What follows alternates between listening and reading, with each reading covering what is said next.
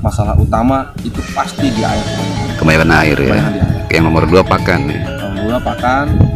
Yang ketiga ya biasanya namanya baru belajar gitu kan.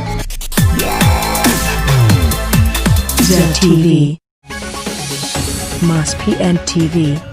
Kami dari ZTV Inspirasi, Warna TV, dan Mas PNTV berkolaborasi bincang-bincang dengan para petani lele. Yuk langsung ke TKP. Dengan harga pakan pelet yang melonjak tinggi nih Bang, mensiasati pakan terhadap petani lele ini, Abang melakukan langkah apa Bang? Ya, dan sekian lama kita pelajari, ya kan?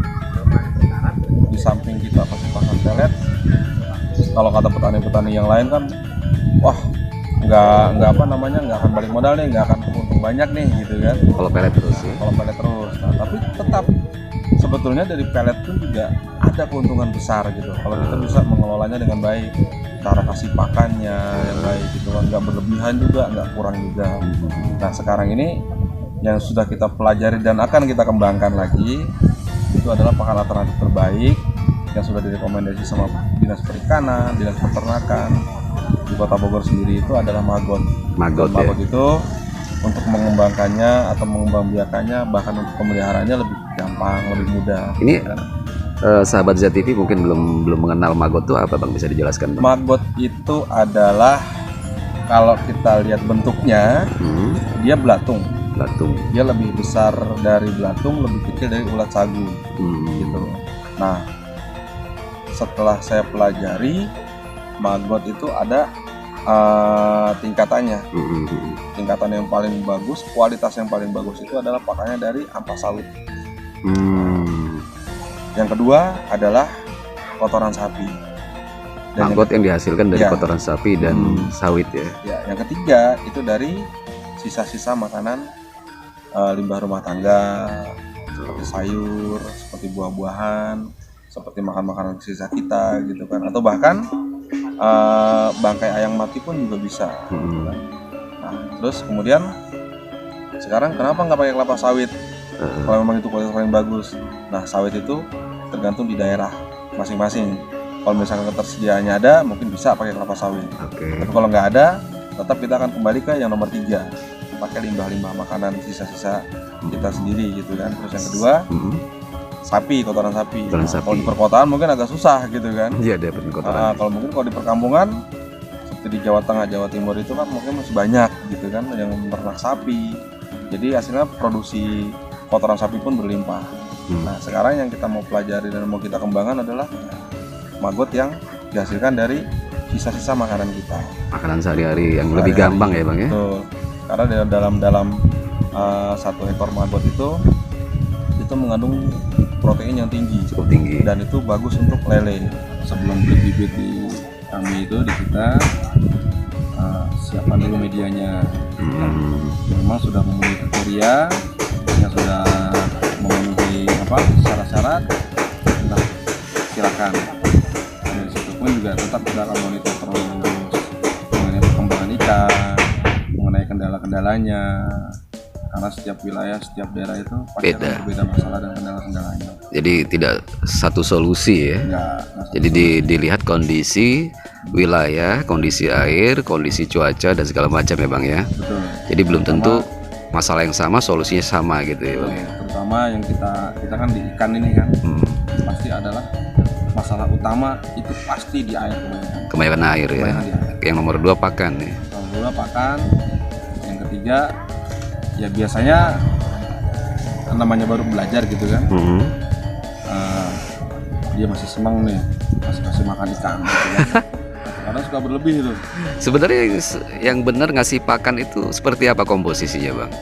Kalau untuk kasih makan kita lihat jumlah ikan dulu nih, berapa banyak yang kita pelihara. Nah, kasih pakannya juga nanti akan kita bimbing, tetap kita bimbing. Mungkin di awal-awal itu jangan terlalu banyak dulu, biasanya hanya sedikit aja, karena kan kalau namanya kita baru beli ikan nih dari tempat A ke tempat B kita taruh gitu kan, biasanya tingkat stres ikan itu masih tinggi. Gitu kan. Nah biasanya kalau misalkan waktu dia beli pagi, bisa dicoba untuk kasih makan sore, tapi itu jumlahnya nggak terlalu banyak. Hmm. Kemudian hari kedua, hari ketiga dan selanjutnya itu akan bertambah sampai batas maksimal. Hmm. Karena lele itu tingkat konsumsi pelet itu memang tinggi. Tapi kita harus tahu nih polanya lele, gitu kan. Kapan dia harus berhenti makan? Gitu. Kapan dia harus Makan. kasih makan? Idealnya jam-jam berapa pemberian pakan? Idealnya sih pagi jam 7 atau jam 8 maksimal, kemudian jam 1 siang Oke. sampai dengan sore di jam 5, atau mungkin saya biasa ngasih makan jam 7 malam. Katanya kalau hujan tidak disarankan untuk kasih pakan ya kan? Enggak juga. Nggak juga ya? Tergantung nanti kita lihat juga nih pola ikan. Karena memang biasanya kalau dia berganti pH, dia nafsu makannya agak berkurang. Tetap kita kasih makan tapi dengan porsi yang lebih sedikit. Terus banyak pertanyaan dari para pemirsa ZTV ini Bang, sama Mas PNTV dan Warna TV. Idealnya per kolam ukuran berapa, jumlahnya berapa Kang? Kalau untuk ukuran kolam, untuk pembesaran itu kita nggak ada kriteria, tergantung dari kemampuan si petani itu sendiri. Biasanya kalau dari awal-awal itu beliau hanya baru menyediakan satu kolam dulu. Nah itu ukurannya idealnya adalah 3x4 dengan jumlah ikan? Dengan jumlah ikan itu antara 2.000 sampai 3.000 ekor dari bibit ya. Terus biasanya seiring waktu berjalan, beliau akan menyiapkan satu kolam lagi.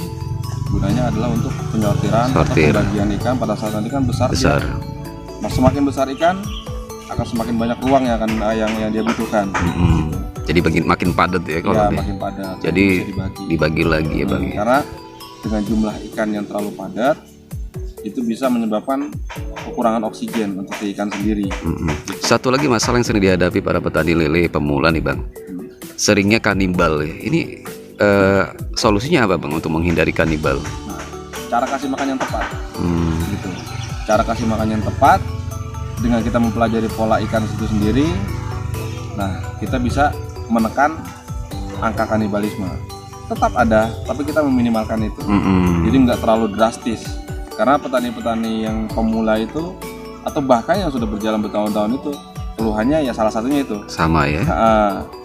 Setelah memelihara ikan, gitu kan, dengan jumlah misalkan 1.000, pada saat panen hanya ada 600, hanya ada 700. Gitu Pas kan. dikuras banyak tengkoraknya di dasar. Banyak fosil di bawahnya, Fosil, gitu kan, banyak fosil di bawahnya. Iya. Yang sebetulnya dia nggak tahu karena kan kondisi air nggak bening dia. Nggak bening, nggak Keruh, kelihatan. gitu kan. Kita nggak tahu di bawah itu dia sedang apa. Gitu Jadi kan. solusinya adalah pemberian pakan yang tepat waktu sehingga tidak terjadi kanibal, diakibatkan ikan itu lapar. Jadi solusinya harus dicermati ya cara pemberian pakan. Cara pemberian pakan yang baik ya. Di jam-jam yang sudah ditentukan. Dengan jumlah pakan juga diperkirakan dengan jumlah ikan yang ada di kolam itu ya Bang ya. Karena kita harus menghitung FCR-nya juga. Ini untuk mengetahui ketakaran jumlah pakan dan jumlah ikan itu berdasarkan pengalaman nanti di lapangan ya Kang ya. Nggak semesti ada pakemnya ya Kang ya. Iya, karena petani-petani pembesaran itu kita tetap memberikan solusi, ya kan? Berapa jumlah ikan yang dia beli dan berapa jumlah pakan yang harus dipersiapkan sampai dengan dia panen. Jadi hitungan waktu itu nomor sekian. Tapi yang kita perhitungkan di awal adalah pakan yang harus dipersiapkan berapa sampai dengan panen. Karena kalau kita hitungan waktu, hitungnya bulan, pastinya bulan ya, hitungan bulan.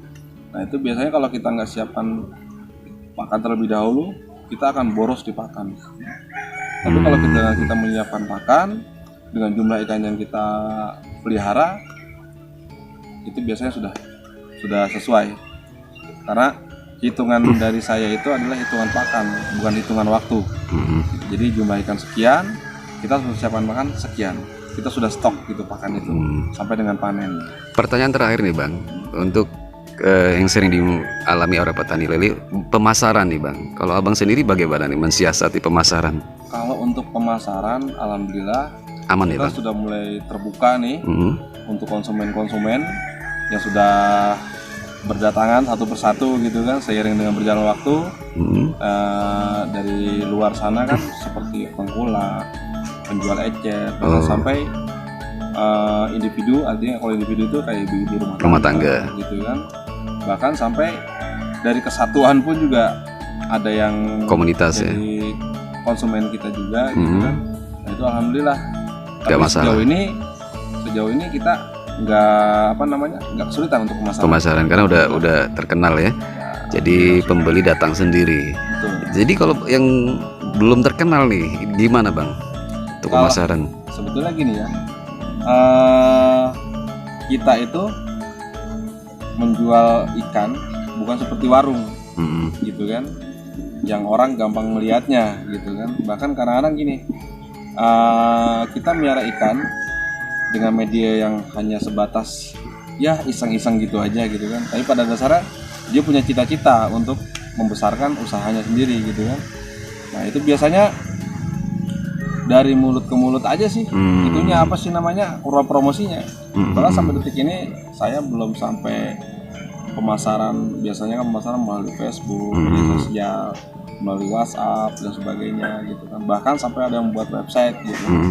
Nah saya belum sampai ke arah ke situ. Lebih alami aja ya, Lebih alami dari aja. mulut ke mulut. Dari mulut ke mulut aja, dari tetangga ke tetangga gitu. Tapi alhamdulillah Lancar seiring ya. berjalan waktu ya sampai waktu saya sudah saya habiskan jadi kolam aja dengan tamu-tamu yang datang gitu kan, konsultasi dari mulai bibit, dari mulai konsumsi gitu kan, semuanya ya, berdatangan dengan sendirinya. Oke, semoga informasi sharing berbagi dari Bang Edi bermanfaat bagi rekan-rekan petani lele baik pemula maupun yang sudah mulai.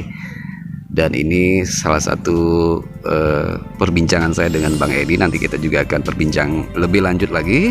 Mengingat waktu dan ruang yang kurang mendukung ya, kita akan insya Allah ya akan melanjutkan perbincangan dengan Bang Edi berbagi pengalaman tentang budidaya lele. Terima kasih Bang ya.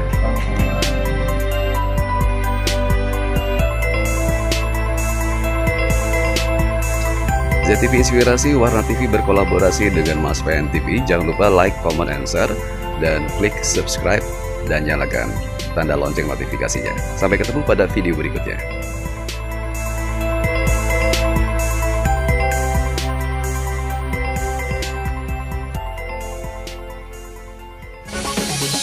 Mas PN TV.